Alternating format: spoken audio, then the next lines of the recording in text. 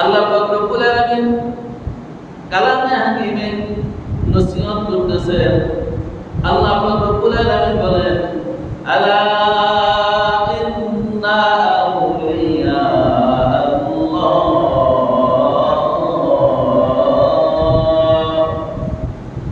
লা খাউফুন আলাইহিম ওয়া লা হুম ইয়াহজানুন।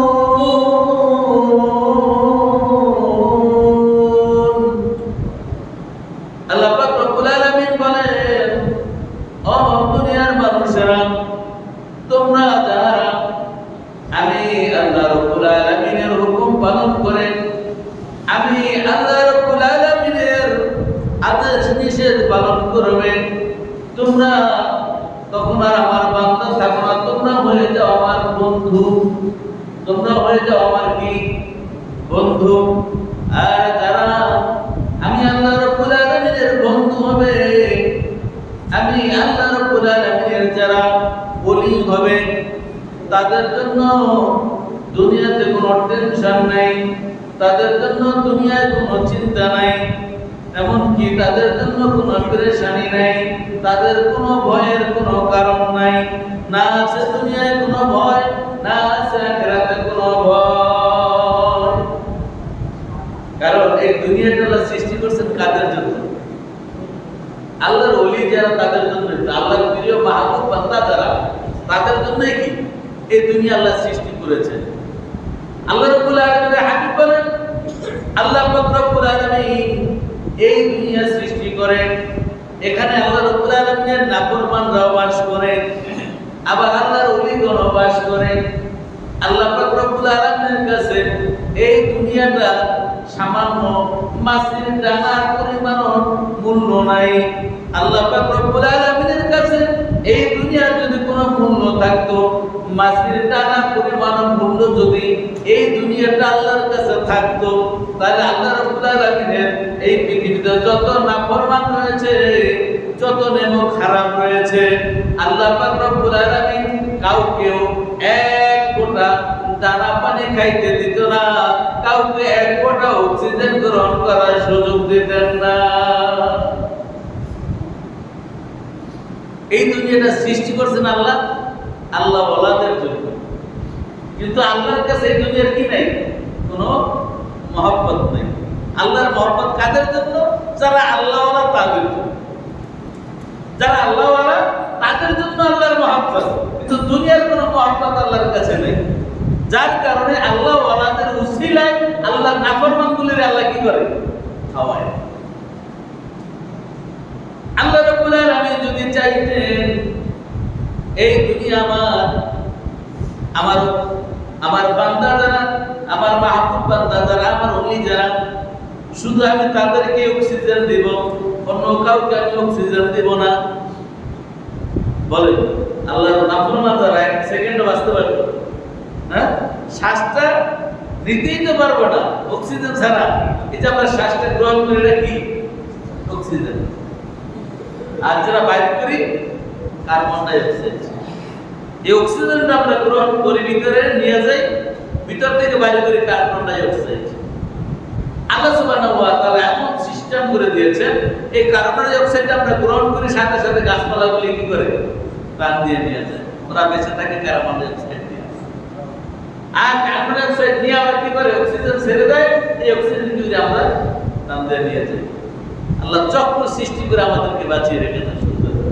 আল্লাহ যদি চাইতেন আল্লাহর কোন নাফরমানকে এক ফোঁটা অক্সিজেন দিবেন না, তারা কি বাঁচতে পারবে না? শ্বাস নেওয়ার মতো ক্ষমতা তাদের থাকে। সম্মানিত ভাইরা আমার, আল্লাহ পাক রব্বুল আলামিন এই জন্য এই পৃথিবী সৃষ্টি করেছেন আল্লাহ ওয়ালাদের জন্য। যতদিন পর্যন্ত এই জমিনে আল্লাহ ওয়ালারা থাকবে, এই পৃথিবী আল্লাহ কিয়ামত গঠন করাইবেন না, ধ্বংস করবেন না, কিয়ামত সংঘটিত হবে না। যখন আল্লাহ ওয়ালা, আল্লাহর ওলিগণ যখন এই পৃথিবীতে থাকবে না, আল্লাহ ওয়ালারা যখন থাকবে না, আল্লাহ আল্লাহ বলে জিকিরকারী থাকবে না, আল্লাহর ইবাদত বন্দেগী করার মতন কোন লোক এই পৃথিবীতে থাকবে না। আল্লাহ রাব্বুল আলামিন এক সেকেন্ডের জন্য এই পৃথিবী এরকম সুন্দর করে আর রাখবেন না, সব কিছু কি করে দেবেন, ধ্বংস করে দেবেন। এজন্য আল্লাহ ওয়ালাদের জন্যই আল্লাহকে এই পৃথিবী। আমার ভাইয়ের, আমার বন্ধুরা, আল্লাহ রাব্বুল আলামিনের আল্লাহ ওয়ালা কারা তাদের ব্যাপারে আল্লাহ সুবহানাহু ওয়া তাআলা জিবরাইল ফেরেশতা এসেছেন একবার রাসূল আরবি সাল্লাল্লাহু আলাইহি ওয়াসাল্লামের দরবারে। এসে রাসূল আরবি সাল্লাল্লাহু আলাইহি ওয়াসাল্লামের সাহাবাদেরকে কিছু নসিহত শিক্ষা দেবেন, এই উদ্দেশ্য ছিল তার। ওই ব্যক্তি এমন অবস্থায় এসেছেন, কালো কুচকুচে হচ্ছে তার চুল এবং সুন্দর তার চেহারা আবয়ব, দূরদেশ থেকে সফর করে আসছেন এরকম আলামত তার ভিতরে পাওয়া যায় না। আবার যত সাহাবারা উপস্থিত ছিল কোন সাহাবারা তাকে চিনতেও পারতেছিল না। ওই ব্যক্তি এসে রাসূল আরবি সাল্লাল্লাহু আলাইহি ওয়াসাল্লামের একবারে নিকটে এসে বললেন, বর্ণনাকারী সাহাবী বলেন, রাসূল আরবি সাল্লাল্লাহু আলাইহি ওয়াসাল্লামের হাঁটুর সাথে তার হাঁটু গেড়ে একবারে সামনাসামনি বসলেন। বসে রাসূল আরবি সাল্লাল্লাহু আলাইহি ওয়াসাল্লামকে প্রশ্ন করে, ইয়া রাসূলুল্লাহ, ইয়া হাবিবাল্লাহ, ইহসান কি? আমাকে ইহসান সম্পর্কে কিছু নসিহত করো। ইহসান কি ব্যাপারে কি আমাকে একটু নসিহত করো। রাসূল আরবি সাল্লাল্লাহু আলাইহি ওয়াসাল্লাম বলেন, আনতা আবদুল্লাহ কাআন্নাকা তারা। রাসূল আরবি সাল্লাল্লাহু আলাইহি ওয়াসাল্লাম জিবরাইলের প্রশ্নের জবাব বলেন, জিবরাইলের নাম বলে নাই, আগন্তুকের প্রশ্নের জবাবে রাসূল আরবি সাল্লাল্লাহু আলাইহি ওয়াসাল্লাম বলেন, তুমি আল্লাহ পাক রব্বুল আলামিনের এমন ভাবে ইবাদত বندگی করবে মনে করবে যেন আল্লাহকে তুমি দেখতে পাচ্ছ। তুমি আল্লাহর এমন ভাবে ইবাদত করবে, এমন ভাবে নামাজ পড়বে, এমন ভাবে জিকির করবে, এমন ভাবে আল্লাহর গোলামি করবে মনে করতেছ তুমি যেন আল্লাহকে কি সরাসরি দেখতেছ। প্রশ্নকারী বলল, আপনি সঠিক কথাই বলেছেন। সারা বলে আমরা সাহাবারা আশ্চর্য হয়ে গেল। সাহাবারা বলে আমরা আশ্চর্যজনিত হয়ে গেলাম। ওই ব্যক্তি প্রশ্ন করলো, আবার ওই ব্যক্তি উত্তরের সমর্থন দিল। প্রশ্ন করেছে রাসূল আলাইহিস সালাম, রাসূল আলাইহিস সালাম জবাব দিলেন। ওই ব্যক্তি জবাব দিয়ে যাবেন, আবার বলছে কি আপনি সঠিক কথাই বলেছেন। তার আশ্চর্য হয়ে গেল। সে প্রশ্ন করছে, আবার সেই কি উত্তরের সত্যতা বলতেছে কারণ। ওই ব্যক্তি যখন সেখান থেকে চলে গেল, রাসূল আরবি সাল্লাল্লাহু আলাইহি ওয়াসাল্লাম বলেন, এই ব্যক্তিকে কি তোমরা কেউ চেনোনি? সাহাবারা বলে, ইয়া রাসূলুল্লাহ, ইয়া হাবিবাল্লাহ, আমরা কাউকে চিনি না। আল্লাহু আ'লাম ওয়া রাসূলুহু, রাসূল এবং আল্লাহ এবং তার রাসূলই কি ভালো জানে, আমরা তাকে চিনি না। রাসূল আরবি সাল্লাল্লাহু আলাইহি ওয়াসাল্লাম বলেন, এই মাত্র যে ব্যক্তি আসলেন উনি আর কেউ নয়, উনি হযরত জিবরাইল আলাইহিস সালাম। উনি কে? জিবরাইল আলাইহিস সালাম। তিনি আসলেন তোমাদেরকে দ্বীন শিখানোর জন্য। আমার ভাইরা, আমার বন্ধুরা, এইজন্য আমরা যখন ইবাদত বندگی করব আমাদের মনে রাখতে হবে আল্লাহ পাক রব্বুল আলামিন আমাদের সামনেই আছে। আমরা আল্লাহর সামনে ইবাদত বندگی করি, সেক্ষেত্রে কি আল্লাহর সামনে ইবাদত বندگی স্রষ্টা যিনি, স্রষ্টার সামনে যদি মুনিবের সামনে গোলামেরা যদি ইবাদত বندگی করে, গোলামি করে, সেক্ষেত্রে কি দুষ্টমি করার কোনো মানসিকতা তার ভিতরে আসে? কোনো ব্যক্তি যদি আমরা বদলি নেই কাজ করার জন্য, সারাদিনের জন্য বদলি নেই, মালিক যখন আসে তখন কাজ করে কেমনে? হ্যাঁ, খুব যত্ন সহকারে কাজ করে। মালিক যখন থাকে না তখন কি ঢিলাঢালা করে, ঠিক কিনা বলেন? এই জন্য মালিক সবসময় চেষ্টা করে কোনো লোক কাজে দিলে সে নিজেও সাথে থাকার চেষ্টা করে, নাহলে কাজ ভালো হয় না।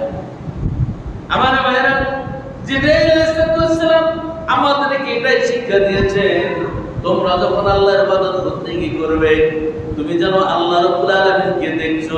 রাসূল আরবি সাল্লাল্লাহু আলাইহি সাল্লাম সাহাবাদের প্রশ্নের জবাবে বলেন, তোমরা যদি আল্লাহকে দেখতে নাও পাও তোমরা ধারণা করবে আল্লাহ পাক রব্বুল আলামিন তোমাদের দিকে তাকিয়ে আছে। তোমরা দেখতে না পাইলেও আল্লাহ কি তোমাদেরকে দেখতেছেন। সেক্ষেত্রে কি গোলামিটা একটু ভালোভাবেই করা দরকার, ঠিক না বলেন? সম্মানিত ভাইরা আমার, হযরত হাসান বসরি রাদিয়াল্লাহু তাআলা আনহু একজন জলিলুল কদর তাবী, তাবীদের মধ্যে জলিলুল কদর অর্থাৎ মর্যাদার দিক দিয়ে শ্রেষ্ঠ একজন তাবী। তার সময় এক ইহুদি ব্যক্তি হাসান বসরি রহমতুল্লাহ আলাইহির কাছে আসলো এই হাদিস নিয়ে।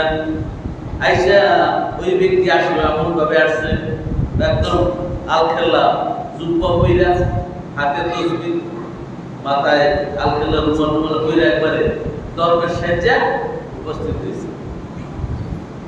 আয়েশা হাসান বসরি রহমতুল্লাহ আলাইহিকে প্রশ্ন করে, হুজুর রাসূল আরবি সাল্লাল্লাহু আলাইহি ওয়াসাল্লামের মুসলিম শরীফের একটি হাদিস দেখলাম, সেখানে রাসূল আরবি সাল্লাল্লাহু আলাইহি ওয়াসাল্লাম বলেন, তোমরা আল্লাহ রাব্বুল আলামিনের ইবাদত বন্দেগী এমন ভাবে করবা যেন তোমরা আল্লাহকে দেখতে পাচ্ছ। যদি তোমরা বাস্তবে দেখতে না পাও তাহলে মনে মনে ধারণা করবে আল্লাহ তোমাকে দেখছেন। আল্লাহ রাব্বুল আলামিনের এই যে দেখা, এই দেখা তো চক্ষুর কথা আল্লাহ রাসূল বলে নাই, তাহলে তিনি তো আরেকটা চক্ষু আছে। আমরা তো জানি চক্ষু হচ্ছে এই যে সামনে যে বাচ্চাদের দুটি চোখ, এই চোখের কথাই জানি। আর একটা চোখের কথা এখানে ইঙ্গিত করা হয়েছে, সেই চক্ষুটা আবার কিরকম এই ব্যাপারে আমি আপনার কাছে জানতে চেয়েছি। এই ব্যাপারে কি আপনার কাছে আমি জানতে চাই। হাদিস আমাকে কি ভিতরে বড় খটকা লাগিয়ে দিয়েছে, এই ব্যাপারে আমি আপনার কাছে জানতে চাই।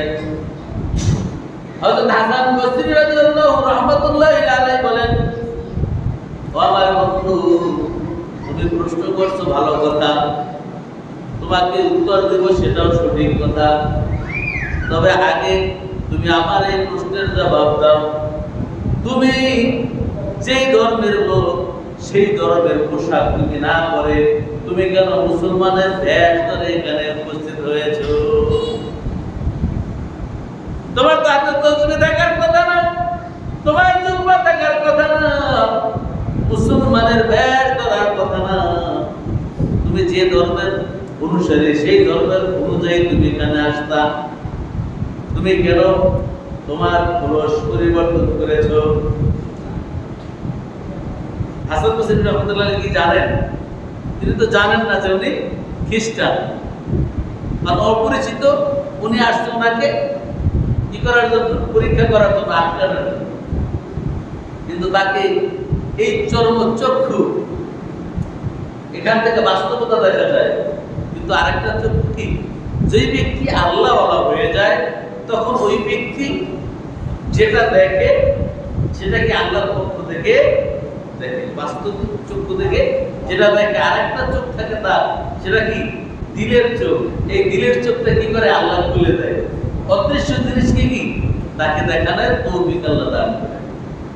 এই জন্য আল্লাহওয়ালারা যখন কিছু দেখে সব দেখা কি চর্মচক্ষু দিয়া দেখে না। আল্লাহ তাকে অনেক কিছুই কি তাদেরকে দেখিয়ে দেয়। আল্লাহ সুবহানাহু ওয়া তাআলা তাকে দেখাই দিলেন যে ওই ব্যক্তি কিনা মুসলমান নয়, ব্যক্তি খ্রিস্টান। যখন হাসান বসরি রাহমাতুল্লাহি আলাইহি বললেন, তুমি তোমার বেশ কেন চেঞ্জ করেছো? তুমি তোমার বেশে আসতাম, তোমার প্রশ্নের জবাব আমি দিয়ে দিতাম। এই কথা যখন বলছে, তার প্রশ্ন কি? এই হাদিসের যে প্রশ্ন নিয়ে আসছে সে প্রশ্নের জবাব তো হয়ে গেছে না? ওই ব্যক্তির জবাব হয়ে গেল, বলে হুজুর আমি যে মুসলমান না আপনি কেমনে বুঝলেন? হাসান বসরি রাহমাতুল্লাহি আলাইহি বলেন, তুমি যে হাদিস নিয়ে এসেছো এই হাদিসই হচ্ছে সেটার উত্তর।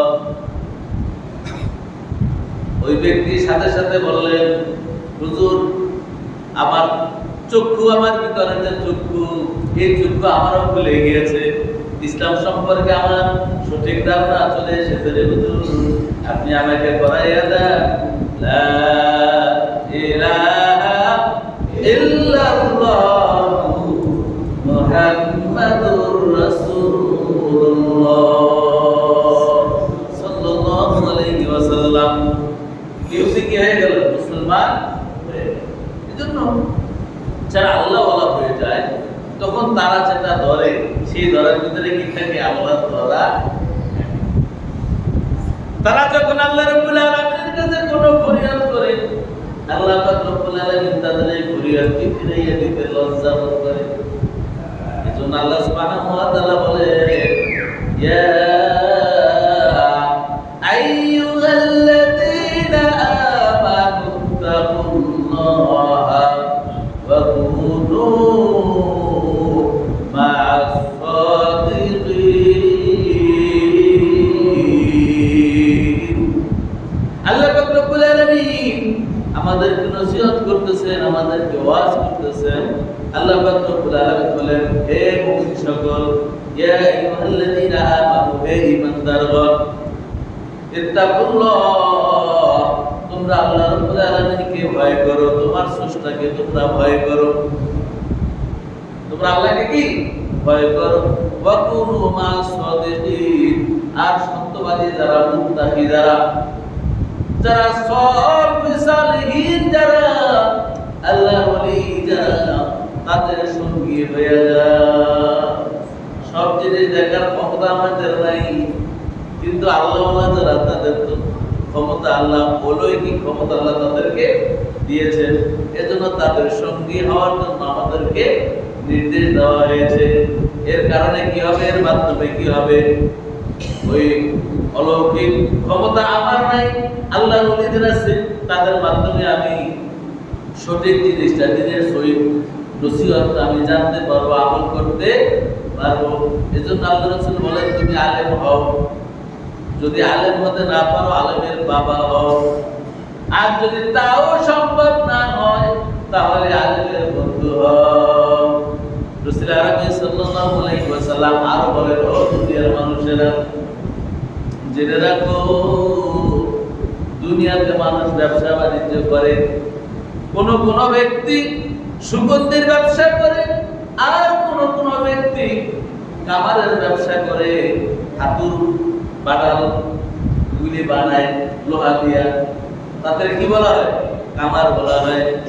যদি কোনো ব্যক্তি কামারের সাথে বন্ধুত্ব করে, ওই ব্যক্তি বন্ধুর কাছে বন্ধুকে দেখতে যাবে, মাঝে মাঝে বন্ধুকে যখন দেখতে যাবে, দেখতে যাওয়ার পরে ওই ব্যক্তি যখন কামার, যখন হাতুর বাটাল বানাবে, কাশি বানাবে, কোদাল বানাবে, তখন কি করে? ফিতা টানে, আর ওখান থেকে আগুন জ্বলে, আর খারাপ দুর্গন্ধ আসে। শুধু তাই নয়, সেখানে যে আগুন জ্বালায়, আগুনের ফুলকি তার শরীরে আসে। শুধু তাই না, সে যখন লোহা কাটে, লোহার কোনো গরম টুকরা তার শরীরে আসতে পারে, শরীরে আসতে তার শরীর পুড়ে যাবে, তার কাপড় চোপড় পুড়ে যাবে। তাহলে কি কামারের বন্ধুত্ব যদি করে, তাহলে কামার তারা কি পাবে? সে দুর্গন্ধ পাবে, আর কি সেখান থেকে খারাপ কি সালের ময়লা তার শরীরে আসবে। আর যদি কোনো ব্যক্তি কোনো আতরওয়ালার সাথে বন্ধুত্ব স্থাপন করে, আতরওয়ালার কাছে, তার ওই বন্ধুর কাছে সে মাঝে মাঝে দেখা করার জন্য যাবে, দেখা করার জন্য যখন যাবে, আতরওয়ালা বন্ধু তার শরীরে কিছু আতরওয়ালা গেলে লাগাই দেয় না? আপনি কিনেছেন না কেন, আপনার কি একটু লাগিয়ে দেয়। নবী করিম সাল্লাল্লাহু আলাইহি ওয়াসাল্লাম বলেন, তুমি আতরওয়ালার সাথে যদি বন্ধুত্ব করো, আতরওয়ালা তোমাকে আতর লাগাই দেবে ফ্রিতে। শুধু তাই নয়, ওই ব্যক্তি যদি তোমাকে আতর লাগাইয়া নাও দেয়, তুমি ওখানে গেলেই ফ্রিতে তুমি সুগন্ধি ভোগ করতে পারবে। তোমাকে লাগাই না দিলেও কি তুমি সুগন্ধি ফ্রিতে পাইবা, এখান থেকে কোনো বাধা নাই। এজন্য রাসূল আরবি সাল্লাল্লাহু আলাইহি ওয়াসাল্লাম বলেন, তুমি যদি আল্লাহ ওয়ালাদের সাথে বন্ধুত্ব করো, আল্লাহ ওয়ালারা তোমাকে দ্বীনের নসিহত করবে, দ্বীনের নসিহত শোনার কারণে তুমি আল্লাহ ওয়ালা হয়ে যাবে। আর যদি তারা নসিহত নাও করে, তারা দ্বীনের পথে চলতেছে, তুমি তার সাথে বন্ধুত্ব করলে অটোমেটিক তার সাথে তুমি কি আজান হয়ে গেছে, বন্ধু দোকান বন্ধ করে দিয়েছে, বন্ধু চলছে নামাজের দিকে, আপনি কি বসে থাকতে পারবেন? আপনি বসে থাকতে পারবেন? বন্ধু নামাজে গেছে, আপনি যদি বসে থাকেন তাহলে কি আপনি তার অন্তরঙ্গ বন্ধু হইলেন? অন্তরঙ্গ বন্ধু হইলেন না। অতএব বন্ধু আপনাকে নামাজে নিয়ে যাবে, যদি নিয়ে নাও যায়, বন্ধু যখন নামাজে যাচ্ছে অটোমেটিক আপনি তার সাথে সাথে যাবেন। এজন্য সৎসঙ্গ স্বর্গবাস, অসৎসঙ্গ সর্বনাশ। মানুষ যখন আত্রওয়ালার সাথে সম্পর্ক করে, ওই ব্যক্তি সুগন্ধি অটোমেটিক পায়। ওই ব্যক্তি যদি গাঞ্জাওয়ালার সাথে সম্পর্ক করে, ওই ব্যক্তি তাকে গাঞ্জা ফিরে দিবে। গাঞ্জা ফিরে দেওয়ার কারণে বিড়ি খাইতে খাইতে এক পর্যায়ে সেও গাঞ্জাওয়ালা হয়ে যাবে। ঠিক কিনা বলেন? এজন্য রাসূল আরবি সাল্লাল্লাহু আলাইহি ওয়াসাল্লাম বলেন, ও দুনিয়ার মানুষেরা, তুমি নিজে আলেম হও। তুমি যদি আলেম হতে না পারো, তুমি আলেমের বাবা হও। যদি বাবাও হওয়া সম্ভব না হয়, তাহলে তুমি আলেমদেরকে বন্ধু বানাও। বন্ধু বানালে কি হবে? আলেম যখন ইলম শিখবে, ইলম যখন চর্চা করবে, ওই ইলম চর্চা করলে ইলম তোমার ভিতরে ঢুকে যাবে। তোমার ভিতরে যখন ইলম ঢুকে যাবে, তখন তুমি আর সাধারণ মানুষ থাকতে পারবে না, তুমি আল্লাহওয়ালা হয়ে যাবে। এজন্য আমাদেরকে কি বেশি বেশি নেক আমল করতে হবে, আর এমন ভাবে বন্দেগী করতে হবে যাতে করে কি আল্লাহ আমাকে দেখতেছে। আমরা গতকালকে আলোচনা করেছিলাম যে আল্লাহ সুবহানাহু ওয়া তাআলা নামাজীদের ব্যাপারে বলছে, ইন্নাস সালাতা তানহা আনিল ফাহশাই ওয়াল মুনকার ওয়া লা যিকরুল্লাহি আকবার। নিশ্চয় নামাজ মানুষকে অশ্লীলতা থেকে, খারাপ কাজ থেকে ফিরায়। আর নামাজ হচ্ছে সর্বোত্তম জিকির। শুধু তাই নয়, অন্য হাদিসে এসেছে as-সালাতু মিফতাহুল জান্নাহ, নামাজ বেহেশতের চাবি। এটা কার জন্য? যারা আল্লাহকে হাজির নাজির জেনে নামাজ আদায় করে, খুশুখুজুর সাথে যারা নামাজ আদায় করে তাদের জন্য। আর যারা লোক দেখানো নামাজ পড়ে, তাদের ব্যাপারে আল্লাহ রাব্বুল আলামিন বলেন, ফাওয়াইলুল লিল মুসাল্লিন আল্লাযীনা হুম আন সালাতিহিম সাহুন। অনন্তরে নামাজীদের জন্য দুর্ভোগ। যারা নামাজ পড়লো, নামাজ তাদেরকে জাহান্নামে টেনে নিয়ে গেল। যারা আল্লাহকে হাজির নাজির করে নামাজ পড়ে না, খুশু খুজু ভাবে নামাজ আদায় করে না, যারা মনে চাইলো নামাজ পড়লাম, মন চাইলো পড়লাম না, এক ওয়াক্ত পড়লো, তিন ওয়াক্ত পড়ে না। আজান হয় মসজিদে, যায় উল্টা দিকে, আছে না নাই? চার দোকানে বসে রয়েছে, কত সুন্দর জুব্বা, মাথায় আছে টুপি, সব ঠিক আছে, কিন্তু আজান হচ্ছে চার দোকানে কীর্তিমের দিকে নজর, কিন্তু কানের ভিতরে আজানের শব্দ ঢুকেও ঢুকে না। মাঝে মাঝে মনে চাইলে আসলো, মনে চাইলে চার দোকানে বইয়ে চায়ের আড্ডা দিল, ইবাদের আড্ডায় শরীর রাখলো। আল্লাহ সুবহানাহু ওয়া তাআলা তাদেরকে বলে, ফাওয়াইলুল লিল মুসাল্লিন, অনন্তর ওই নামাজীদের জন্যই দুর্ভোগ, আল্লাযীনা হুম আন সালাতিহিম সাহুন, যারা নিজেদের নামাজ সম্পর্কে গাফিল থাকে, নিজেদের নামাজ সম্পর্কে উদাসীন থাকে। আর ওই ব্যক্তি, যেই ব্যক্তির অন্তরটা মসজিদে ঝুলন্ত থাকে, হযরত আযানটা যখন হয়ে গেল, আরামের ঘুমকে হারাম করে দিয়ে, কম্বলটাকে ফালাইয়া দিয়া উঁচু করে রেডি হয়ে মসজিদে দৌড় দিল।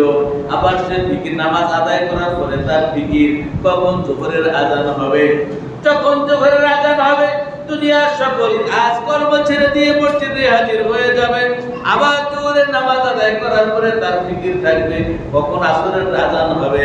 আসরের আজান যখন হবে, আরামের ঘুমটাকে ছেড়ে দিয়া অথবা কাজের গুরুত্বপূর্ণ কাজটাকে ছেড়ে দিয়ে দৌড় দিয়ে মসজিদে হাজির হয়ে যাবে।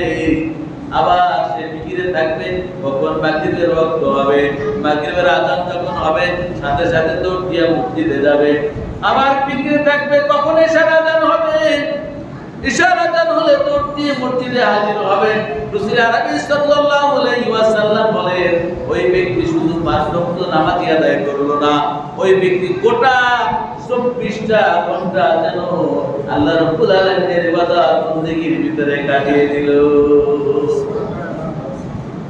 আর যে ব্যক্তি মন চাইলো গেলাম, মন চাইলো না টিভির দিকে তাকাই থাকলাম, ওই ব্যক্তি 24 ঘন্টা ইবাদত হলো হলো না। ওই ব্যক্তিকেই মূলত বলা হলো ফাওয়াইদুল লিল মুসাল্লিন। আর যে ব্যক্তি এই ফিকিরে থাকলো, ওই ব্যক্তি 24 ঘন্টায় তার কি হলো, ইবাদত হলো, বন্দেগী হলো, গোলামি হলো। আর যে ব্যক্তির ইবাদতটা পরিপূর্ণ হলো, ওই ব্যক্তির জন্যই হচ্ছে as-সালাতু মিফতাহুল জান্নাহ, ওই ব্যক্তির জন্যই হচ্ছে নামাজ কি বেহেশতের চাবি। কিয়ামতের ময়দানে ওই ব্যক্তিকে কি নামাজ তার জন্য সুপারিশ করবে। যে ব্যক্তি নামাজ 5 ওয়াক্ত আদায় করবে, ওই ব্যক্তিকে পুরস্কার আল্লাহ কয়টা দিবে? কয়টা? 5টা। আল্লাহ পাক রব্বুল আলামিন আমাদের সবাইকে যথাযথভাবে আল্লাহ রাব্বুল আলামিনের ইবাদত বন্দেগী করার তৌফিক দান করুন। আমরা যেন আল্লাহকে হাজির নাজির জেনে আমরা ইবাদত বন্দেগী করতে পারি। জিকির করব, মনে করব যেন আল্লাহকে আমার সামনে, কোরআন তেলাওয়াত করব আল্লাহকে আমার সামনে, আমার মুনিব আমার সামনে। অতএব যথাযথভাবে কি আমরা আমলগুলি করব ইনশাআল্লাহ। আল্লাহ আমাদের সবাইকে তৌফিক দান করুন। আমাদের তৌফিক বিল্লাহ। আসসালামু আলাইকুম ওয়া রাহমাতুল্লাহি ওয়া বারাকাতুহু। আর সুন্নাত পড়নে গাইতে